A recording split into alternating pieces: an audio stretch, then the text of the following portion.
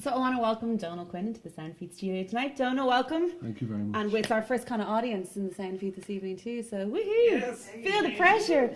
So Donal, you're from Drogheda, and I guess to kind of introduce you to people who may not know you yet, you're an indie dance artist. Would that be the way to describe indie your music? dance, yeah.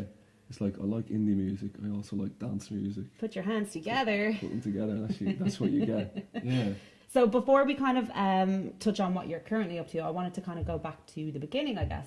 So how did you first get into music and performing? I was never really into music as growing up. I never really paid attention to it. But then I got a Stroke CD for Christmas, and that completely kind of just got me hooked on music. And then it took me a while to start playing. Mm-hmm. So probably about 21 before I actually started writing music, and wrote a few songs for a gig, supporting my mate's band, and I was hooked then. Just kind of like you got the buzz. I wanted to do more gigs, so get songs together for these gigs, and sure. Kind of kept going from there. I'm kind of like taking it more seriously though. I did that for a few years. Yeah.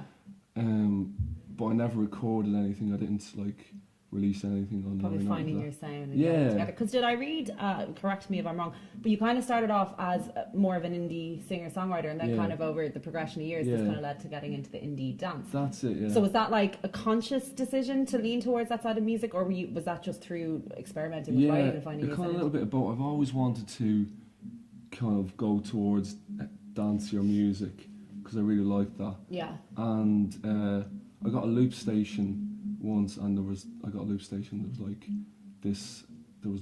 effects you could do that were like dance filters and dance beats, so we started doing that live, and that kind of gradually brought me towards dancier music. Also I got a computer to record tunes, sure. And I started just chopping stuff up and just making myself a little bit of a producer. Do you think you're the next More Avocado? I'm always afraid to say that I say it wrong. But I just kind of like fancy myself as a bit of a bedroom producer. And that was kind of lended itself to dancier music as well. But I like sitting down on the guitar and writing a tune on guitar as well. So that's the indie part of it. Then when you get the song and you chop it up, that's the kind of dancier part of it for me, yeah. So in 2014 then you released your debut EP. Yeah. And that was released to kind of great acclaim, like everything kind of snowballed from you from then. So it was a 3-track EP. Yeah. And I think one of the tracks got picked up, The Only Way is... Or not The Only Way is Up. Essex. The Only Way is Essex. No, the wrong way up, isn't it? Which Way is Up? Which Way is Up, excuse me. Which Way is Up, and that got picked up as like Song of the Week from RTE to XFM, and then you again were chosen as Homegrown Hero, and Hot Press kind of pegged you, the next up and coming artist. So that must have just been really exciting after kind of coming out with that and getting that, effect off everyone. It just all happened kind of gradually with each single release. I was getting kind of, more happening, more momentum with it. So it was really exciting. I love all that. I love the buzz of getting an email saying that, your song, we're going to play your song for the week. It must be cool to open Hot Press and see yourself in it and everything as well. Taking selfies with me holding Hot Press, very embarrassing. I was loving it. Mom, hold up. I love that. So, but that's great, and it really kind of makes it worthwhile. When you're putting all the effort into writing songs. And then another thing I want to talk about, which was quite cool, is you got great exposure from the BBC Introducing. So do you want to tell us what that is? Yeah, they're great. They really support BBC Introducing. They do YouTube seminars as to what to do to get your tracks out there if you're new to the business. And so what they do is they allow you to upload songs to their uploader, and they listen. And if they like it, they'll play it. And luckily, they've played 2 of my tunes, and it's great little... That's great. When you Google you, that's one of the first things that comes up with BBC, which is quite cool. But it brings you to a much wider audience as well, which is something that's exciting. Yeah, definitely. So let's talk about your more current stuff, I guess. So last summer you released Massive Anthem, which you also played for us, and we're still bopping to us, and Rule My World. So you worked with Tom McFall on these tracks. Now, for people who don't know Tom, he's worked with the likes of Kasabian, Block Party, Snow Patrol. Yeah. So how did that come about? So that must have been Yeah, I'd seen that I saw that he'd worked with Walking on Cars, so I emailed his management company and they listened to the songs and they liked it. Yeah. And I thought like he'd be based here because he worked with that band here in Donegal, so I was like, that'd be grand. Mm-hmm.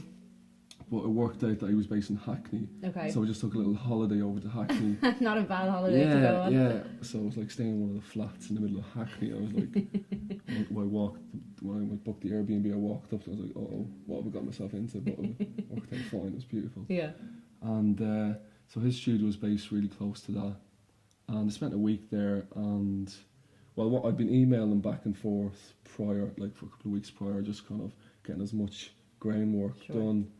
Because it's quite a different sound, I think, for these tracks from your debut EP. It's not completely off the beaten track from where you were going, but it's a much kind of funkier, kind of upbeat sound. Like I was always saying to you, kind of before we started filming, your song Massive Anthem reminds me a bit of the Streets and stuff. Yeah.